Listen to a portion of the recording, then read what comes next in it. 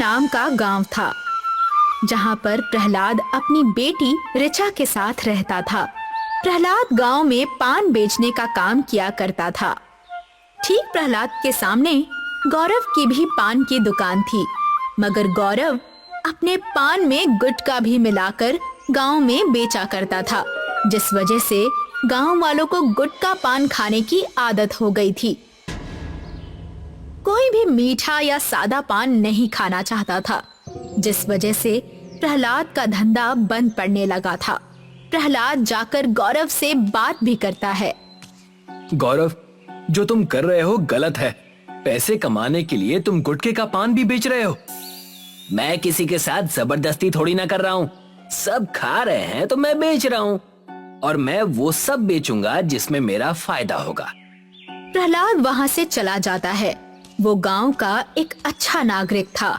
चाहे कुछ भी हो जाए, चाहे वो भूखा क्यों ना रहे, मगर वो गांव में कभी गुटखा पान नहीं बेचेगा। मगर वो टूट गया जब उसकी बेटी ऋचा का जन्मदिन था और उसके पास उसे देने के लिए कुछ भी नहीं था। वो घर जाता है जहाँ ऋचा उसका इंतजार कर रही थी। पापा, आज मेरा जन्मदिन है, मेरे लिए आप क्या लाए? बेटा, मुझे माफ कर देना। मैं तुम्हारे लिए खिलौने लाने गया था, मगर खिलौने बड़े महंगे हो गए हैं आजकल, इसीलिए मैं बाजार से मोमोज लेकर आया हूँ। इसे खा लो बेटा, तुमने पहले कभी नहीं खाया है ना ये, और बेटा मुझे माफ कर देना। कोई बात नहीं पापा, आपका बहुत बहुत शुक्रिया मोमोज लाने के लिए। ऋचा मोमोज खाने जा ही रही थी, तभी एक साधु उनके घर के बाहर आता है। साधु बड़े दुबले और थकी हालत में घर के बाहर लोगों से खाना मांग रहे थे। मुझे कुछ खाने को दे दो, बहुत भूख लगी है, वरना मैं एक कदम और नहीं चल पाऊंगा। कोई तो खाने को दे दो। प्रहलाद घर के बाहर आता है और साधु से कहता है, साधु जी, आप मेरे घर आ जाइए, मैं आपको पानी पिलाता हूँ। साधु पानी पीने के लिए प्रहलाद के घर जाते हैं। प्रहलाद उनको पानी पिलाता है। बेटा, अगर तुम्हारे पास कुछ खाने को हो तो कृपया मुझे कुछ खाने को दे दो। मैं बहुत बड़ी यात्रा करके आया हूँ और किसी ने मुझे खाने के लिए भोजन नहीं दिया। मुझे माफ कर दीजिए साधु जी, लेकिन आज हमारे घर में भी खाने के लिए कुछ नहीं है। साधु जी, मेरे पास मोमोज है ना, आप ये खा लीजिए। शुक्रिया बेटी, बहुत बहुत शुक्रिया। साधु मोमोज खाते हैं और खाने के बाद उनके अंदर ताकत आ जाती है और वो प्रहलाद से कहते हैं, प्रहलाद, तुमने और तुम्हारी प्यारी बच्ची ने आज मेरी बहुत मदद की है, इसीलिए इसके बदले मैं तुम्हें कुछ देना चाहता हूँ। जाओ, एक बक्सा लेकर आओ। प्रहलाद साधु को एक बक्सा लाकर देता है। साधु बक्से के ऊपर एक मंत्र पढ़ते हैं और जैसे ही प्रहलाद वो बक्सा खोलता है, उसमें एक अलग प्रकार का मसाला आ जाता है। मुझे पता है प्रहलाद कि तुम पान बेचते हो। इस मसाले को साधारण मसाला नहीं समझना, ये जादुई अग्नि मसाला है। मोमोज को तुम पान के पत्ते की तरह इस्तेमाल करना और पान बनाना। उसके बाद ये मसाला उसमें छिड़क देना। उस पान में ऐसी आग लगेगी जिसे खाकर इंसान के अंदर के दुख और तकलीफ जल जाएंगे। साधु अपने बस्ते से सोने का लॉकेट निकाल के भी उसे दे देते हैं। और ये भी अपने पास रखो, जब भी तुम ये अनोखा पान बनाओगे, इसे अपने गले में पहन कर रखना। ये तुम्हारी और तुम्हारी बच्ची की दोनों की रक्षा करेगी। साधु जी, आपका बहुत बहुत धन्यवाद। ये सब कहकर साधु अपने रास्ते निकल जाते हैं और अगले दिन प्रहलाद अपनी पान की दुकान में पहुंचता है। मोमोज फायर पान ले लो, मोमोज फायर पान। इस पान की आग तुम्हारे दुख दर्द को जला देगी और एक नई शुरुआत में मदद करेगी। आओ आओ, मोमोज फायर पान खाओ। तभी वहाँ एक औरत गुजर रही थी। वो मोमोज फायर पान के बारे में सुनती है। मोमोज के बारे में सुना है, पान के बारे में भी सुना है, मगर ये मोमोज फायर पान क्या है? वो औरत प्रहलाद के पास जाती है। भैया, एक ये मोमोज फायर पान खिलाना। जी अभी खिलाता हूँ, बस अपना मुंह खोल कर रखिएगा, मैं पान सीधा आपको खिलाऊंगा। डरिएगा नहीं, इस पान की आग आपको जलाएगी नहीं, उल्टा आपकी मदद ही करेगी। प्रहलाद एक मोमो हाथ में लेता है। उसके अंदर पान की वस्तुएं रहती हैं। जैसे ही वो बक्से में से मसाला निकालकर छिड़कता है, वैसे ही मोमोज में आग लग जाती है और प्रहलाद सीधा वो मोमोज फायर पान उस औरत को खिला देता है। अरे ये पान तो बड़ा ही कमाल का है, बड़ा ही स्वादिष्ट पान है ये तो। कैसा लगा मेरा अनोखा मोमोज फायर पान? बहुत अच्छा है, खा के मानो शांति की लहर मन में उठ गई हो। धीरे धीरे पूरे गांव में प्रहलाद के मोमोज फायर पान प्रसिद्ध हो गए। सब गौरव के गुटके पान को छोड़कर प्रहलाद के पास मोमोज फायर पान खाने आने लगते हैं। ये देखकर गौरव गुस्से में प्रहलाद से मिलने आता है। ये तुम क्या कर रहे हो प्रहलाद? तुम ऐसे कैसे पान बेच सकते हो? तुम्हारी वजह से अब मुझसे कोई भी पान नहीं खरीद रहा। मैंने तो तुमसे कहा ही था कि इस गुटके पान को बेचना छोड़ दो, मगर तुमने मेरी बात नहीं मानी थी और पूरा गांव तुम्हारी वजह से दूषित हो गया था। अब जब सब अच्छी चीजें खा रहे हैं तो तुम्हें उससे भी दिक्कत है। ये गांव वाले क्या करते हैं और ये कैसे जीते हैं, मुझे इनसे कोई मतलब नहीं है प्रहलाद। मुझे सिर्फ मेरे पैसे कमाने से मतलब है, जो मैं अभी कमा नहीं पा रहा हूँ तुम्हारी वजह से। इसका हिसाब तो मैं लेकर रहूंगा प्रहलाद। इतना कहकर गौरव वहाँ से चला जाता है और अपनी दुकान पर जाकर 2 गुंडे बुला लेता है। क्या बात है, आज आपने हमें यहाँ कैसे बुलाया? कोनो दिक्कत आ गई का गौरव भैया? अभी क्या बताऊं, ये मोमोज फायर पान नाम से बाजार में कुछ आया है जिसने मेरा धंधा चौपट कर दिया है। तो आपको इसमें हमारी मदद चाहिए ताकि हम जाके देखें कि माजरा क्या है। हाँ, मैं यही चाहता हूँ। ठीक है, अभी पता लगाते हैं काम माजरा है। दोनों गुंडे प्रहलाद के पास जाते हैं। एक पान तो खिलाइए वाला। जरा हम भी देखें कि इसमें ऐसा क्या है। जी अभी खिलाता हूँ। प्रहलाद इस बात से अनजान था कि वो गुंडे हैं। प्रहलाद उन लोगों को मोमोज फायर पान बनाकर उनके मुंह में डाल देता है। अरे ये तो बड़ा ही स्वादिष्ट है। तभी सोचो कि गांव के लोग इस मोमोज फायर पान को इतना पसंद क्यों करते हैं। वो लोग पान खाते वक्त प्रहलाद से पूछते हैं कि इस पान को बनाने का राज क्या है। प्रहलाद बिना किसी संकोच के अपने मसाले बक्से के बारे में बता देता है कि जैसे ही वो मसाला उस पान में डाला जाता है, वैसे ही उसमें आग लग जाती है। ये सुनकर वो दोनों वापस गौरव के पास लौट जाते हैं। क्या कुछ पता चला कि क्या सामग्री है उस मोमोज फायर पान की? कोई भी सामग्री नहीं है। उसके पास एक जादुई बक्सा है जिसमें जादुई मसाला है। मसाला छिड़कते ही वो पान बड़ा ही स्वादिष्ट हो जाता है और उसकी आग हमें कुछ भी नहीं करती, बल्कि अच्छा महसूस कराती है। अगर ऐसी बात है तो ये हमारे लिए अच्छा है। हम उस बक्से को चुरा लेंगे और अपने मोमोज फायर पान बेचेंगे, वो भी गुटखा डालकर, जिससे हमारा पान उसके पान से भी ज्यादा स्वादिष्ट हो जाएगा और पैसा ही पैसा होगा। तुम दोनों इसमें मेरी मदद कर दो। मैं तुम्हें इतना पैसा दूंगा कि तुम दोनों को इस साल कोई भी काम करने की जरूरत ही नहीं पड़ेगी। बोलो, दोगे मेरा साथ? अगर इतना पैसा दोगे तो मना कौन कर सकता है। चलो। तीनों रात का इंतजार कर रहे थे। जैसे ही रात होती है, तीनों प्रहलाद की दुकान के बाहर पहुंचते हैं। बहुत मोमोज फायर पान बेचने का शौक था ना? अब देखता हूँ कि तू कैसे बेचता है। अब सिर्फ लोग मेरे पास से ये पान खाएंगे। वो गुंडे ताले खोलने में माहिर थे, क्योंकि वो गुंडे कम चोर ज्यादा थे। थोड़े ही समय बाद दोनों गुंडे ताले को खोल लेते हैं और गौरव उस बक्से को उठा लेता है। अब हमारे पास पैसा ही पैसा होगा।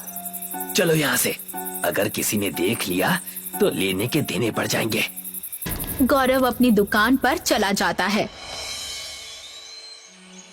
अगला दिन होता है और प्रहलाद अपनी दुकान खोलता है और वहाँ पर अपना बक्सा नहीं पाता है। और दूसरी ओर गौरव भी अपनी पान की दुकान पर मोमोज फायर पान बेचना शुरू कर देता है, जहाँ उसके 2 गुंडे भी खड़े होते हैं। ले लो, मेरे यहाँ के सबसे स्वादिष्ट मोमोज फायर पान ले लो।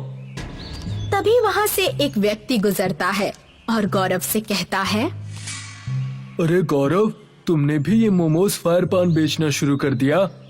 हाँ, वो भी प्रहलाद से अच्छी। मेरे मोमोज फायर पान को खाने के बाद आप उसके वहाँ के पान को भूल जाएंगे। अगर ऐसा है तो लाओ, एक पान मुझे भी खिलाओ। जी जी, अभी खिलाता हूँ। जैसे ही गौरव उस आदमी को मोमोज फायर पान खिलाने के लिए बक्सा खोलता है, वैसे ही उसकी दुकान में आग लग जाती है। मेरी दुकान, नहीं, नहीं। आग लगते ही प्रहलाद गौरव के पास गांव वाले और प्रधान को लेकर पहुंच जाता है। अरे, यहाँ तो गौरव की दुकान बुरी तरह से जल गई है और ये 2 गुंडे यहाँ पर क्या कर रहे हैं?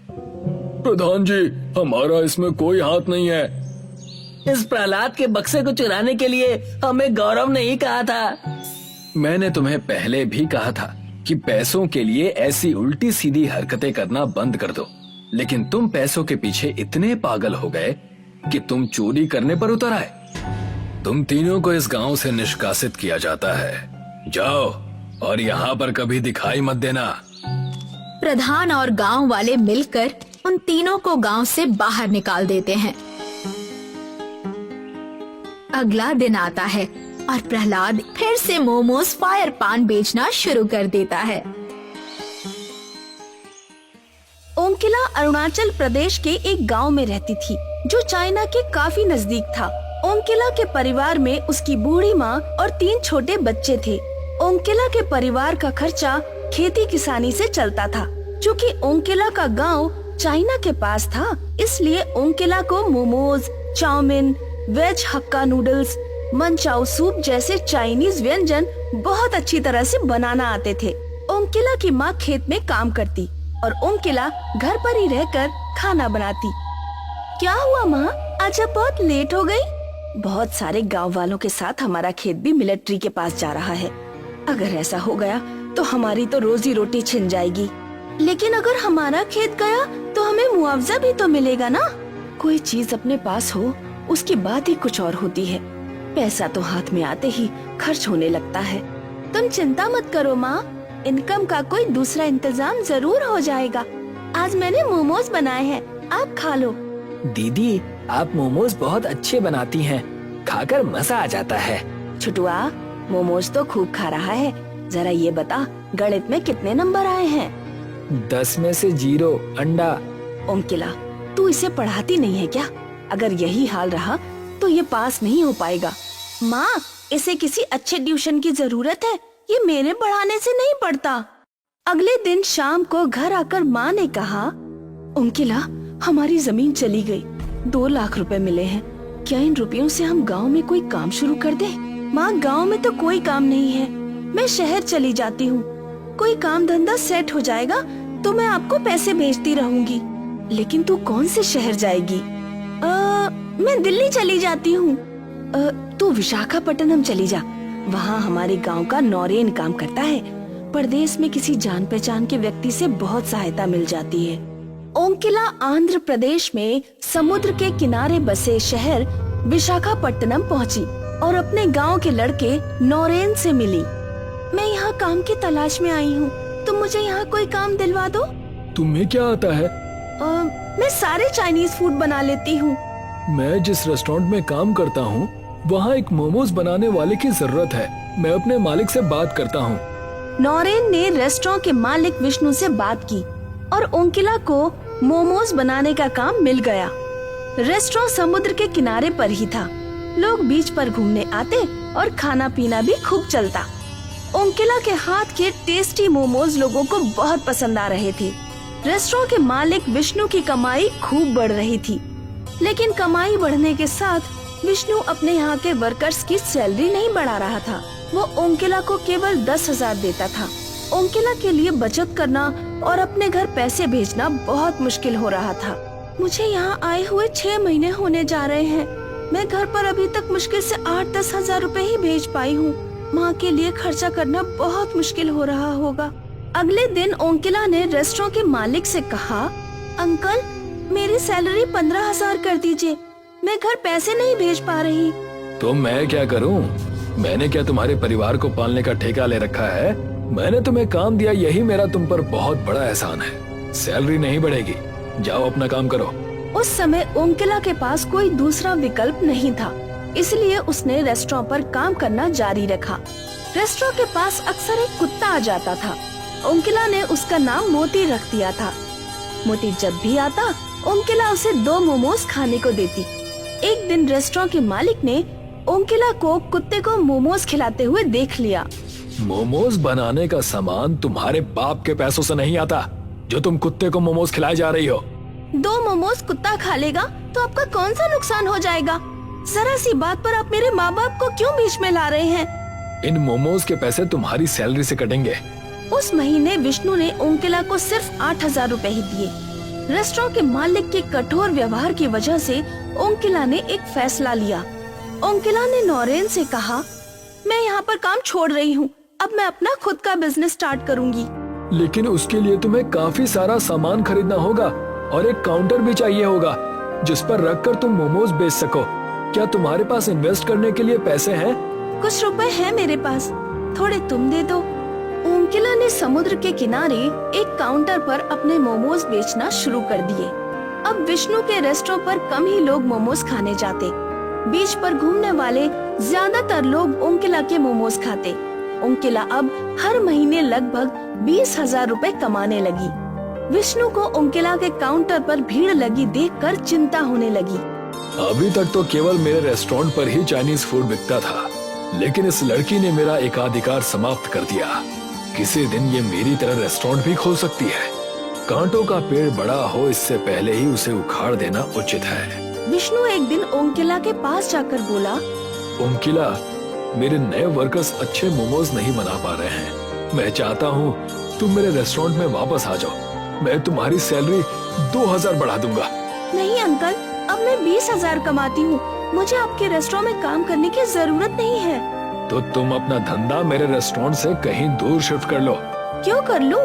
क्या बीच की सारी जमीन आपके पिताजी की है? ओंकिला के मुंह से कड़क जवाब सुनकर विष्णु का खून उबलने लगा। आप मोमोज के अलावा और भी चीजें बेचते हैं, आप उन्हीं पर फोकस करें। और अगर आप एडजस्ट नहीं कर पा रहे हैं तो आप अपना रेस्टोरेंट कहीं और शिफ्ट कर लीजिए। अभी तक ये लड़की मुझसे सैलरी मांगती फिरती थी और अब ये मुझे ही जवाब दे रही है। इसके अहंकार को चूर चूर ना किया तो मेरा नाम भी विष्णु चंद्र देसाई नहीं। उस रात जब ओंकिला अपने रूम पर पहुंची तो 2 आदमियों ने उसे पकड़ लिया।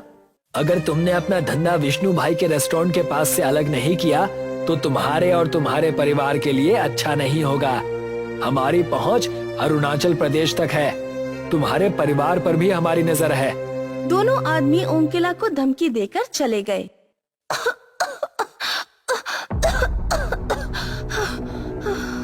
ओंकिला को बहुत देर बाद सांस आई।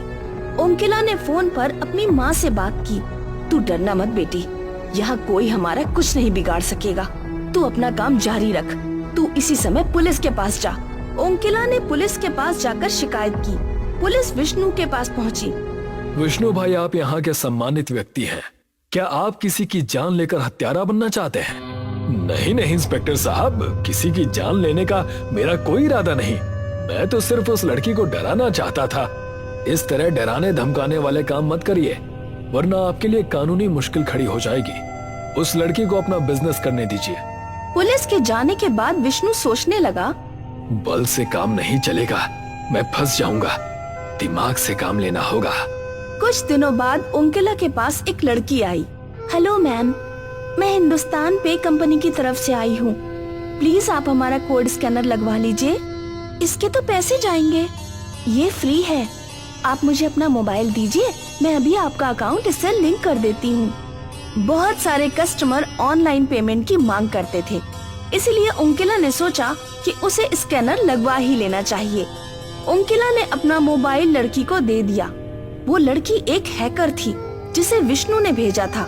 लड़की ने ओंकिला के बैंक अकाउंट के सारे पैसे उड़ा दिए। ये लीजिए, हो गया। अगले दिन ओंकिला अपने एटीएम कार्ड से पैसे निकालने पहुंची तो उसे पता चला कि उसके अकाउंट में एक भी रुपया नहीं है। ओंकिला तुरंत बैंक गई और उसने अपने अकाउंट के बारे में पूछताछ की। बैंक में उसे बताया गया कि वो ऑनलाइन धोखाधड़ी की शिकार हुई है। ओंकिला समझ गई कि हिंदुस्तान पे वाली लड़की ने उसे धोखा दिया। ओंकिला ने पुलिस स्टेशन में लड़की की रिपोर्ट लिखाई, लेकिन लड़की का कुछ पता नहीं चला। उधर विष्णु ने ओंकिला का काउंटर भी चोरी करवा दिया, जिसमें ओंकिला का सारा सामान रखा रहता था। ओंकिला के पास अब ना तो इन्वेस्टमेंट के पैसे थे और ना ही सामान। वो रोती हुई नौरेन के पास पहुंची। मैं लुट गई नौरेन। क्या हुआ ओंकिला, तुम रो क्यों रही हो? ओंकिला ने नौरेन को सारी आप बीती सुनाई। क्या तुम मुझे 10,000 रुपए दे सकते हो? नौरेन 2 दिन पहले ही गांव से लौटा था। मुझे माफ कर देना ओंकिला, मैं परसों ही अपनी बहन की शादी करके लौटा हूँ। मेरे सारे पैसे शादी में खर्च हो गए। ओंकिला बीच पर बैठकर रोने लगी। तभी वहाँ वही कुत्ता मोती आया, जिसे ओंकिला मोमोज खिलाती थी। आज मेरे पास तुम्हें खिलाने के लिए कुछ भी नहीं है, मैं लुटी हुई बैठी हूँ। मोती अचानक एक देवता में बदल गया। मैं समुद्र का देवता वरुण हूँ और कुत्ते के रूप में बीच पर टहलकर लोगों की परीक्षा लेता हूँ। आपने मुझे दर्शन क्यों दिए? मैं तो कभी पूजा पाठ भी नहीं करती। भगवान हमेशा किसी जीवित प्राणी के रूप में ही परीक्षा लेने आते हैं। वरुण देवता ने ओंकिला को कुछ बीज दिए। इन बीजों को समुद्र की रेत पर फैला देना। उनसे जो पौधे निकलेंगे उन पर मोमोज आएंगे, जिन्हें सिर्फ तुम ही पौधों से अलग कर सकोगी। ऐसा कहकर वरुण देवता गायब हो गए। ओंकिला ने बीजों को रेत पर डाला और अगले ही दिन पौधे निकल आए, जिन पर मोमोज के फल लगे हुए थे। ओंकिला ने मोमोज को तोड़कर एक कटोरी में रखा और मोमोज बेचने लगी। उन मोमोज में वही स्वाद था जो ओंकिला के हाथों से बने मोमोज में होता था। विष्णु को जब पता लगा कि ओंकिला ने रेत में मोमोज के पौधे उगाए हैं, तो वो रात में मोमोज तोड़ने पहुंच गया। विष्णु ने एड़ी चोटी का जोर लगाया, लेकिन ना एक भी मोमोज टूटा और ना एक भी पौधा जमीन से उखड़ा। विष्णु बाजार से कुछ जहरीले कीड़े ले आया जो फसल को नष्ट कर देते हैं। उसने मोमोज के पौधों पर कीड़ों को छिड़क दिया। अब आएगा मजा।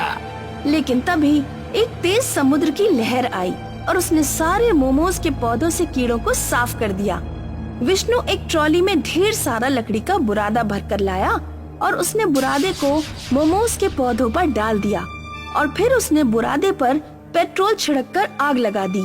विष्णु को लगा अब काम बन जाएगा, लेकिन तभी बीच पर जोरदार बारिश होने लगी और आग बुझ गई। ये बारिश को भी अभी आना था। तभी नौरेन वहाँ पर आ गया। ये सब आप क्या कर रहे हैं सर? ओंकिला ने मुझे बताया था कि ये मोमोज किसी देवता के वरदान हैं। कोई इनका कुछ नहीं बिगाड़ सकता। ऐ नास्तिक हूँ, मुझ पर इन देवताओं और वरदानों की बातों का कोई असर नहीं होगा। मैंने अपनी जिंदगी में सब कुछ अपनी मेहनत से हासिल किया है और मैं तुम्हें ओंकिला के इन फ्री के मोमोज को तबाह करके दिखाऊंगा। तभी ओंकिला वहाँ आ गई। विष्णु अंकल, आप मेरे मोमोज के पौधों को कोई नुकसान ना पहुँचाएं, वरना मैं फिर से पुलिस के पास जाऊंगी और आपकी शिकायत करूंगी। अगर ये बार बार पुलिस के पास गई तो मेरी तो इमेज खराब हो जाएगी। अभी मेरा यहाँ से चले जाना ही ठीक होगा। तुम गलत समझ रही हो ओंकिला, मैं तो बस यहाँ इन मोमोज को देखने आया था। अगर तुम्हें परेशानी है तो मैं यहाँ से चला जाता हूँ। नौरेन, तुम मेरे साथ आओ। विष्णु नौरेन को साथ लेकर अपने घर पहुँचा। नौरेन, तुझे मेरा एक काम करना है। कैसा काम सर? तू अपने गांव जा और किसी तरह ओंकिला की माँ और उसके भाइयों को बीमार कर दे। अगर वो लोग बीमार पड़ गए तो ओंकिला को उनकी देखभाल के लिए घर वापस लौटना पड़ेगा और इस तरह ओंकिला मेरे रास्ते से हट जाएगी। तुझे मैं इस काम के बदले 50,000 रुपए दूंगा और अगर तूने इनकार किया तो मैं तुझे नौकरी से निकाल दूंगा। नौरेन संकट में पड़ गया। उस रात वो सो नहीं पाया। हे भगवान, मैं क्या करूं? मैं नौकरी नहीं छोड़ सकता। मेरे बीवी बच्चे भूखे मर जाएंगे। मेरे पास मालिक का ऑर्डर पूरा करने के अलावा और कोई विकल्प नहीं है। आगे जो होगा देखा जाएगा। आखिर मैं ये पाप खुद से तो नहीं कर रहा, मैं तो बस मजबूरी में कर रहा हूँ। भगवान, मुझे माफ करना। ने गांव गया और ओंकिला के घर मिठाई का डिब्बा लेकर पहुंचा। ओंकिला की माँ नौरेन की मौसी लगती थी। मौसी, मैंने नई मोटरसाइकिल खरीदी है, इसी की मिठाई लेकर आया हूँ। ओंकिला की माँ नौरेन पर बहुत भरोसा करती थी। बहुत खुशी की बात है बेटा। और सुनाओ, घर पर सब कुशल मंगल तो है? और ओंकिला कैसी है? घर पर सब कुछ अच्छा है और ओंकिला की भी अच्छी कमाई हो रही है। आपकी बेटी बहुत मेहनती है। ऐसी बेटी किस्मत वालों को ही मिलती है। कुछ देर बातें करने के बाद नौरेन चला गया। ओंकिला की माँ और उसके भाइयों ने मिठाई खा ली। उन चारों को बुखार आ गया और वो बुरी तरह बीमार पड़ गए। ओंकिला को अपने परिवार की देखभाल के लिए घर लौटना पड़ा। अब मुझे कोई डर नहीं। इन पौधों को उखाड़ नहीं सकते, लेकिन नष्ट तो कर ही सकते हैं। विष्णु एक रोलर ले आया और उसने रोलर को पौधों पर चढ़ा दिया, लेकिन उससे भी पौधों का कुछ नहीं बिगड़ा। रोलर ऊपर से गुजर जाने के बाद पौधे फिर से वैसे ही खड़े हो गए। विष्णु गुस्से से पागल हो गया। उसे सामने वही कुत्ता मोती दिखा। विष्णु ने अपना गुस्सा कुत्ते के ऊपर निकालना चाहा। आज मैं इस कुत्ते को जिंदा नहीं छोड़ूंगा। विष्णु कुत्ते पर रोलर चढ़ाने ही वाला था कि तभी कुत्ता वरुण देवता में बदल गया और वरुण देवता ने विष्णु को रोलर सहित उठाकर समुद्र के बीचों बीच फेंक दिया। बचाओ, बचाओ, मुझे तैरना नहीं आता, कोई मुझे बचाओ।